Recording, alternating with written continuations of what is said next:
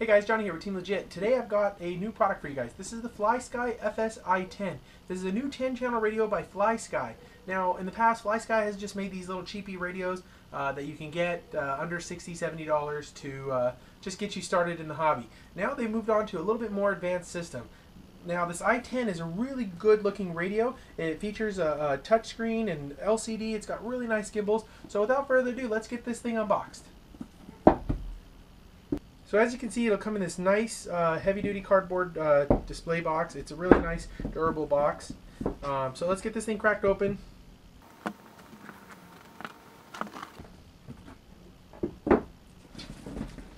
Alright, so the first thing you'll see is the radio in this nice foam padding.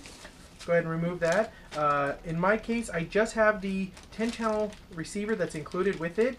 This is a diversity receiver. As you can see, it's got the two antennas and little chokes on there. Make sure you don't get any interference with your other components. I am told this is a telemetry unit, so it's got two-way communication to the radio. As you can see, there's two expansion ports. I'm not sure what those ports are for yet. I'm assuming they're probably for voltage, temperature, and other telemetry modules that are soon to come out. This is a 10-channel radio, and it features a pretty nice voltage range. It's got 4.0, 4 volts, all the way up to 6.5 volts. And it's got a separate port here for your power and channels 1 through 10. There's also a, it looks like a BVCC. I'm assuming that's like an S-bus. I am told that there is probably going to be an S-bus output on this receiver. So overall, the receiver is really nice. It's lightweight. You got the diversity setup, which is always a great thing. And so I'll go ahead and put this to its test also while I'm testing out the radio. It also comes with your little bind plug and your little, I believe, your fail-safe switch. As you can see, the radio's packed nicely in the box. Let's go ahead and get it out here. Now, my first thoughts on this radio is that it's really nice and sleek. It feels really good in my hand. I've got big hands, and this radio feels very good. It's very ergonomic. I'm a thumbs guy, not a pincher, but if you are a pincher, it's a very lightweight radio, so you don't really have to worry about, you know, putting on a big neck strap for long flights and get fatigued. It actually feels really nice and solid in the hands.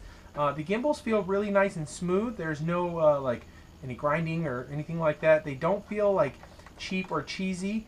One thing that's good for the thumb guys is that the knobs are pretty sharp, so it's very hard for you to slip off. However, if you're using your radio for long periods of time, you could develop some little grooves and things like that in your thumb. But overall, the gimbals feel good. There are a total of 2 3-position switches. You've got one 3-position switch up here, another 3-position switch down here. Then you've got 5 two-way switches for turning things on and off, or position 1 and 2. You've got one momentary switch here on the top left corner. And you've got 3 pots on the top of the radio. The pots are pretty cool because when they're facing horizontal or vertical with the radio, so when you're facing up and down, they're centered. The center one faces down, and you turn left to one extreme, right to the other extreme. The other top 2 are either way as well, left and right for the extremes. What's really cool is once you've done, you've got your pot where you need it to be. If you're using it for trim or things like that, you can lock it back down and keep that nice, clean, sleek look. If you're using it for FPV and using it for camera, tilting, things like that, you can leave it up and move from there. The pots feel really nice and smooth. They don't have any, cheap feel to them. They feel pretty good in the hands. Another really cool thing, speaking about the FPV guys or any kind of other additional trims, you've got two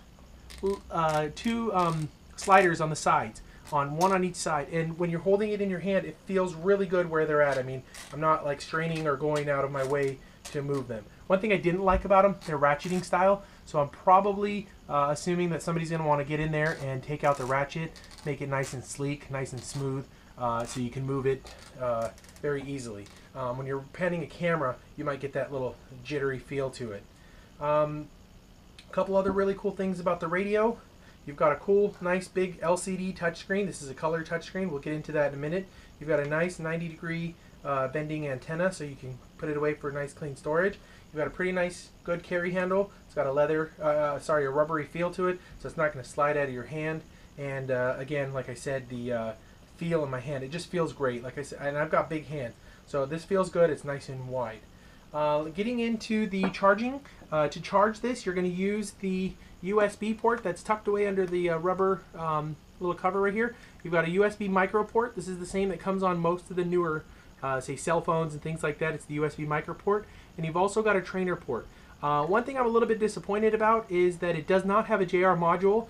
I think trying to meet this nice sleek style, the JR module might have been a little bit cumbersome, but I would still like to have seen it there for the UHF guys, or if you want to run a different frequency on this radio. I thought that would be a nice touch to it. So that's a little bit disappointing. And another part of the expansion for the transmitter, it's got its own proprietary lithium-ion battery. So it's a little tiny little lithium-ion battery. This is similar to like what's in a cordless phone or a GoPro. It's a 1-cell. For the radio, for running the radio, I guess that's a good thing. You know, you've got a nice 1-cell battery. However, for us FPV guys that like to use it for the UHF systems, that's kind of a drag because most UHF systems run off at least a 2-cell. So that's going to be, you know, a down point for the expansion of the UHF modules, because you're not going to be able to run off of the LiPo in the transmitter. Alright, let's go back to the good stuff.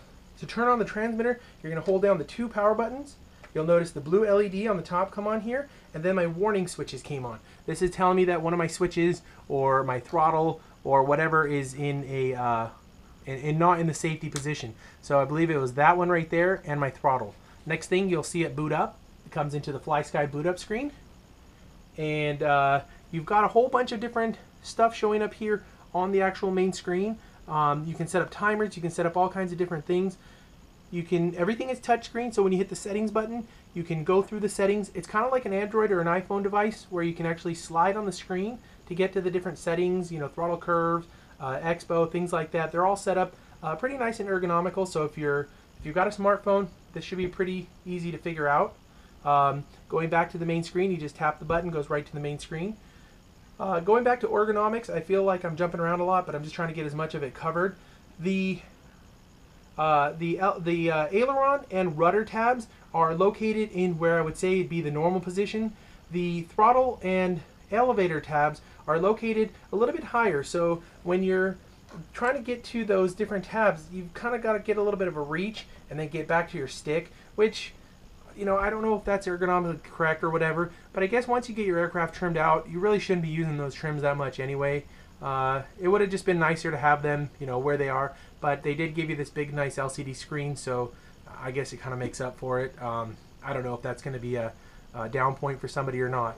But when you do move the trims, you can see you've got a digital trim set up here, and also on that screen is the monitor.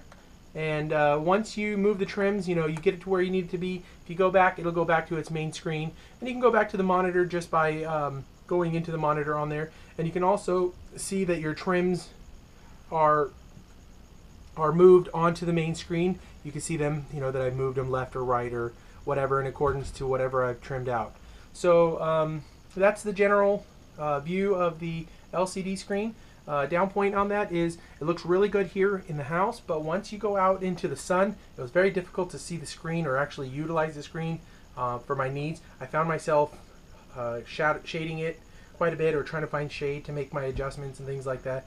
So I think that might be an improvement point.